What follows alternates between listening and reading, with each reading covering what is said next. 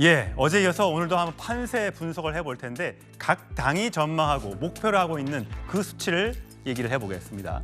국민의힘은 최소한의 저지선을 좀 지켜달라라고 호소를 하고 있고요. 그래서 최소한 저지선이라고 하면 개헌 저지선인 100석을 얘기하겠죠. 그래서 현재 국민의힘은 110석에서 130석 정도를 예상하고 있고 민주당에서는 제일 적게는 120석에서 많게는 151석 플러스 알파, 과반은 단독 과반으로 할 수 있을 것을 목표로 하고 있다고 조금 전에 밝혔습니다. 물론 여기에는 비례대표가 얼마나 나오는지, 그다음에 경합지가 한 전국에 한 55곳 정도 있다고 하는데 거기에서 누가 얼마나 더 가져가는지에 따라서 이 숫자가 좀 달라질 수 있을 것 같습니다.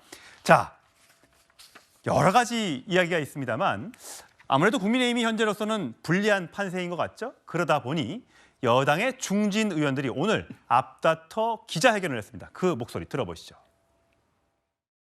국민의힘이 국민에게 최선을 보여드리지 못한 점 정말 송구하게 생각합니다. 그러나 우리가 반드시 피해야 할 것은 바로 최악입니다. 최소한의 균형, 최소한의 저지선만이라도 만들어 주십시오. 민주당을 비롯한 야권 연합이 과반은 물론이고 개헌 저지선을 돌파할 수 있다는 분석까지 나오고 있습니다. 불길한 예측이 만에 하나 현실이 된다면 대한민국은 돌이킬 수 없는 수렁으로 빠지게 될 것이 명확합니다. 저희가 밉다고 해서 야당에게 일방적으로 국회를 맡기는 것은 정말로 다시 생각해 주십시오. 그건 정말로 위험합니다. 과거의 사례를 보면은 여야가 서로 비등비등할 때 오히려 대화 타협의 정치가 이루어졌다. 자, 성추행 부의장. 지금 보면 나경원 후보라든지 윤상현 후보, 친윤은 아닌 의원으로 알려져 있고요. 권성동 의원은 또 친윤계 핵심으로 알려져 있는 이 중진의 의원들이 전부 다 개헌 저지선을 얘기하면서 제발 그렇게까지는 가지 않도록 해달라라고 얘기를 하고 있는데 이거는 앓는 소리입니까? 실제 분위기 판세가 이렇다고 보고 있는 겁니까? 둘 다 어느 쪽이어도 매우 잘못된 내용이다. 부적절한 내용이다라고 생각을 합니다. 왜냐하면은 사실 지금 여론조사 공표 금지 기간 아닙니까? 예. 여론조사 공표를 금지하는 이유가 여론조사 결과 자체가 판세에 영향을 줄 수 있기 때문에 금지하는 것 아닙니까? 예. 저렇게 여당의 중진 의원들이 저런 식으로 앓는 소리를 할지라도 지금 판세가 좋지 않다는 걸 이야기하는 것은 국민들로 하여금, 유권자들로 하여금 지금 판세가 이렇게 흘러가고 있구나라는 걸 알려줄 수 있는 내용이거든요. 그런 차원에서 여당의 중진 의원들이 저렇게 읍소 전략으로서 차원에서 한 것 같긴 한데 아마 유권자 전체에게 지금 판세가 매우 야당에게 유리하게 흘러가고 있구나 이런 인식을 심어줄 수 있기 때문에 저는 실패한 전략이라고 보고요.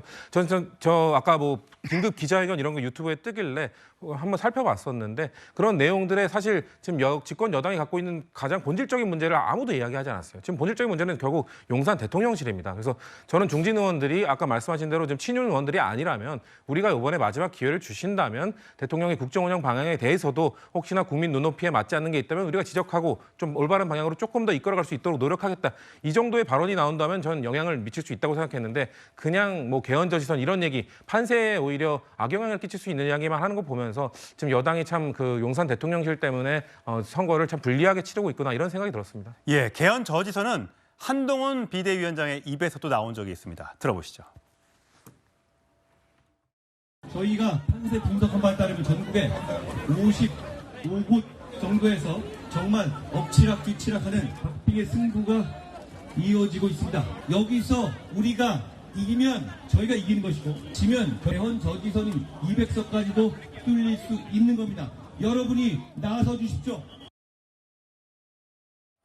예, 송 대변인. 어떻게 지금 국민의힘은 전망하고 예상하고 있는 거예요? 투표하지 않으면 정말로 저렇게 될 수 있다고 봅니다. 그리고 오늘 이제 그 윤상현 의원, 또 나경원 공동선대위원장, 또 권성동 의원 이런 분들께서 연달아 기자회견을 자청해서 하신 것도 여러 가지 지금 상황을 종합해 봤을 때 이대로 가서는 안 되겠다라는 위기의식의 발로라고 보여지고요. 실제로 이제 만약에 야권이 200석 이상을 가져가게 될 경우에 우리가 이것을 그 개헌 저지선이라고 하는 어떤 법률적인 용어로 표현을 합니다만은 저는 좀 다르게 바꿔서 이걸 방탄복이라고 표현하고 싶습니다. 그러니까 방탄, 탄핵, 복수.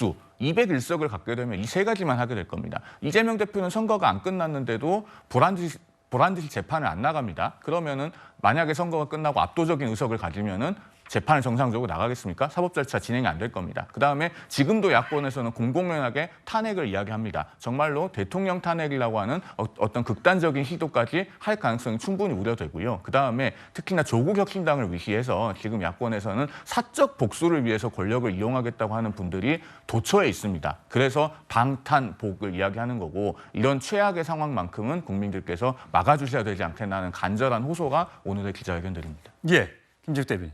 예, 지금 저런 모습들을 보면 지금 국민의힘 내부에서 약간의 자중질환이 일어나고 있는 거 아닌가 이렇게 보여지는 모습이 있는데 저는 이것을 한동훈 위원장의 리더십의 한계다 이렇게 저는 평가를 하고 싶습니다. 왜냐하면 한동훈 위원장이 지금 많은 당 내에서 읍소 전략으로 바꿔야 된다. 어차피 집권 여당은 심판론을 뿌리치기가 어려우니 빨리 지금이라도 당을 바꿔내겠다. 개혁해내겠다. 그리고 용산 대통령과의 차별화를 당이 만들겠다. 주도하겠다. 이런 읍소 전략으로 가라고 분명히 여러 차례 많은 분들이 얘기를 했었어요. 그럼에도 불구하고 한동훈 위원장이 내세웠던 전략은 뭐냐면 2조 심판론입니다. 이재명과 조국만 심판하면 범죄자들만 몰아내면 우리가 다 할 수 있습니다. 이런 걸로 했어요. 그런데 사실 지금 선거가 이제 3일밖에 안 남은 이 시점에 보니 중진 의원들의 판단은 다르다라는 거지 않습니까? 이런 판단들이 나온 것들에 대해서는 한동훈 위원장이 결국은 책임을 이번 총선 결과에 따라서 지겠지만 지금부터도 책임론이 나올 수 있는 상황이 됐다. 그리고 이게 지금 읍소 전략으로 가기에 사실 너무 늦었다. 이미 사전투표가 다 끝났고요. 역대 최고의 투표율이 나왔습니다. 그리고 남아있는 3일, 오늘을 포함해서 3일인데 이제 월화 이틀 남고 수요일 날 이제 그 투표 선거리잖아요. 이렇다면 어떤 태도를 변환하기에는 너무 늦은 게 아닌가라는 그런 부분들 때문에 오늘 중진 의원들이 정말 마지막 그 모습을 이렇게 그 간절한 모습을 보였지만 저 부분이 과연 유권자들에게 어떤 그 정말 희망한 대로 그런 유권자들의 표심을 움직일 수 있을지는 좀 부정적인 평가를 할 수밖에 없을 것 같습니다. 예, 최성 평론가. 저는 그렇지 않다고 보는 게 우리가 마케팅 이론 중에 그 손실 회피 경향이라는 게 있어요. 이게 뭐냐면은 우리가 어떤 원하는 것을 가질 때보다 내가 소중하게 잃었던 것을 잃었을 때 더 큰 그 말하자면 상실감을 느낀다는 거예요. 그런 측면에서 이제 우리가 기업이 마케팅할 때도 이를테면 가장 중요하게 생각하는 뭐 가족, 건강 이런 걸 잃으면 다 잃는 것이라고 이제 홍보를 하는 겁니다. 자, 근데 한동훈 위원장 개헌저지선 얘기하는 게 왜겠어요? 말 그대로 개헌선이 뚫리면은 시장 경제와 자유민주주의라는 그 우리 헌법 가치가 헌법 조항에서 빠질 수도 있고 한미동맹이 무너질 수도 있고 그 모든 것들이 우리 기존 질서를 다 위협하는 쪽으로 이룰 수 있다. 그러니까 여러분들이 이걸 하기 위해서 최소한 이렇게 가는 걸 막아달라는 얘기잖아요. 그러니까 이게 바로 그 손실 회피 경향이라는 이론에 따라서 이렇게 호소하는 거예요. 가장 절실하고도 소중하고도 지켜야 할 것들을 가치를 얘기하는 거죠. 그런 측면에서 이제 사전 투표는 끝났지만 본 투표가 남았기 때문에 사전 투표를 지금 감안하면은 뭐 70% 이상 갈 수도 있다고 저는 보는데 그렇다면 나머지 한 40% 투표에서 이런 보수층의 직결, 그래서 대구 쪽이 가장 사전 투표가 낮았다고 하는데 나중에 이게 사후에 오는 사후 투표 경향으로 나타날 경우에는 저는 지금 이런 마케팅 전략이 캠페인 전략이 저는 유용할 수도 있다고 봅니다. 예.